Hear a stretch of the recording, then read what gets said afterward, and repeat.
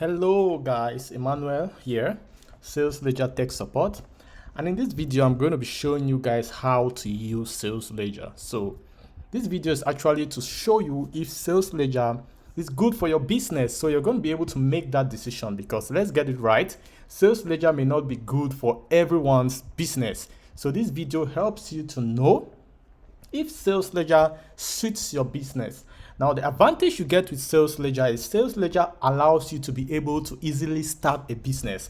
Like we said, we have multiple features. You can manage your inventory, manage your customers, see your profit. You can know how much you're actually making from your business because sometimes, if you run a business, you can actually be losing, because of the discounts, the flash sales, and just everything around the business, the expenditures, expenses, fuel. If you're in Africa, sometimes you may have to get fuel and other expenses are part of your business. Okay, so sometimes you want to know how much you're actually making from that business, if you're actually losing, and then sometimes you want to know which items are profitable. For example, you may have several items which you're selling and you just want to know which is profitable. So Sales Ledger provides all that. So of course you can see some of the features which we have. Inventory management. This is managing your products. If you're selling hairs, cars, whatever you're selling, we have a way, or we provide a platform where you can manage these products, the stock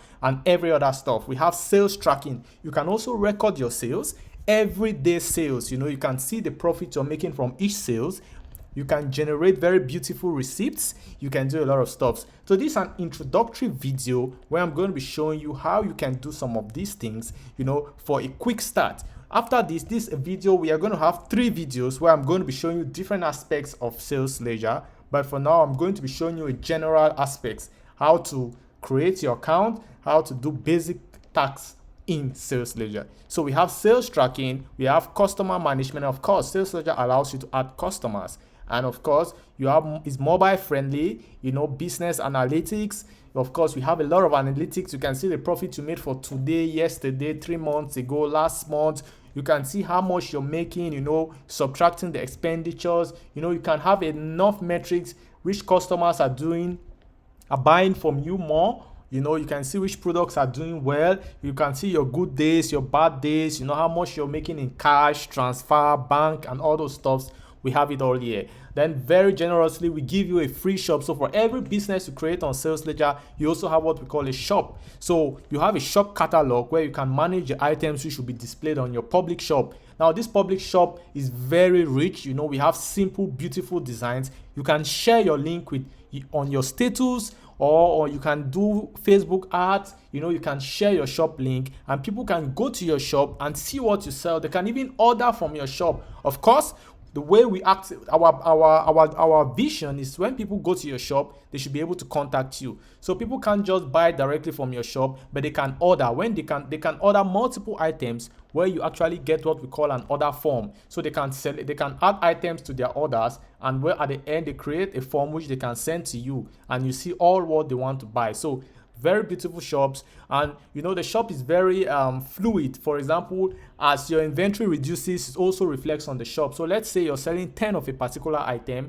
Individuals cannot add 13 of that item because you just have 10. So it's a very flexible shop. As you add content to your shop, to your inventory, it immediately reflects in your shop. If you remove items, they immediately reflect, and you can also choose what should be visible in your shop and what not to be visible. Okay, so that's one aspect of Sales Ledger which is very important. You can have certain items which you don't want to be seen publicly for some purpose. You understand, you can keep that. We have a switch where you can set all that. I'm going to be showing you that in the video, of course. So we also have receipt generation. You can generate professional receipts, which you can share with your customers. If a customer purchase from you, it actually enhances trust between you and your customer. So we have very beautiful receipts which we are going to be seeing soon. And so that's it about Sales Ledger. So you can, it's produced by Open IT Solution, and here is our support if you want to contact us, and here are other options which our resources which we are going to be adding up in time. But for now, this video is just going to be showing you. Of course, as you can see, I'm currently recording this video on my desktop. So you can install, if you open this link, Sales Ledger, on your Android, you're going to see download on Play Store. if you open it on your iPhone, you're going to see download on App Store, and you know, wherever you can install Sales Ledger anywhere. You can use it on your phone, on your desktop, wherever you want. Okay, so and you have your data is accessible anywhere. You can update data on your phone, access it on your computer, wherever. So you have your data accessible everywhere. So to start, we are going to go to sign up. So login or sign up. So if you go to login, of course, we are going to see here you can either sign in with Google. Of course, sign in with Google, you just require to enter your Google. As you can see, sign in with Google just requires you to enter your Google account. Okay, so this is the account I'll be using to sign in. But for now, as you can see, you can use any account, and you just need to. I can't use this, of course. This is not a Google account, so it must be at gmail.com. So of course, I'm going to go ahead and enter the Google account. Yeah, so this is my Google account, and I'm going to go to next.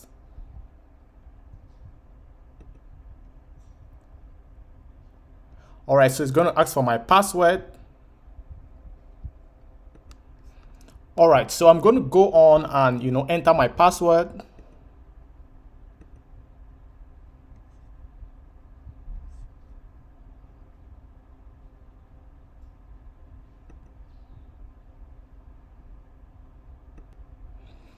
So I get to this screen. Of course, as you can see, currently I have no business.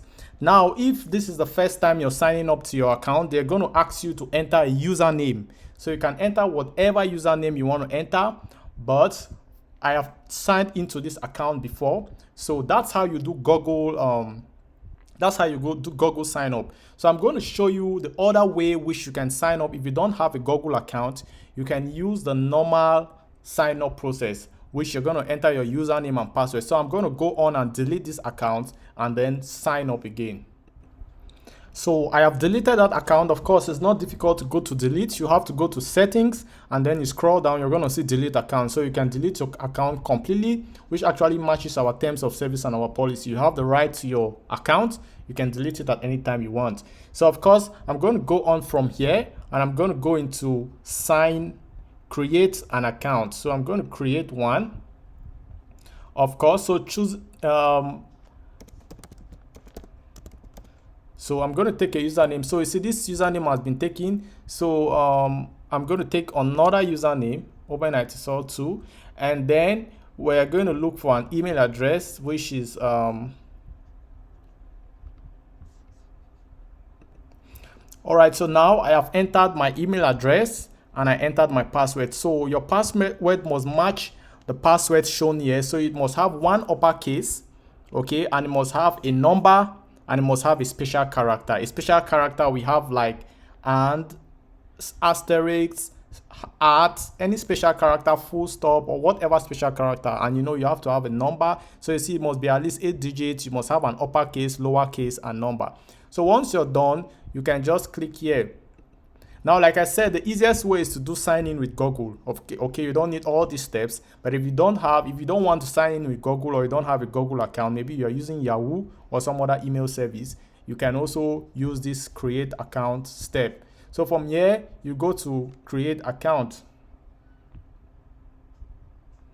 Okay. Now they need you to enter your confirmation code. So you have to go to your email account. So I'm going to go right now to my Gmail, get this code, and then from there, we are going to continue.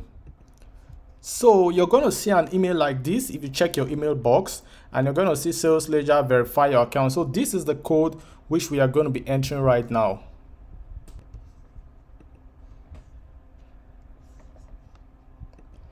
Just so you know, you can also click here. It's going to be verified automatically. So if you click here, that's verify email account, and wait for some time, you're going to see it automatically reflect here. Okay.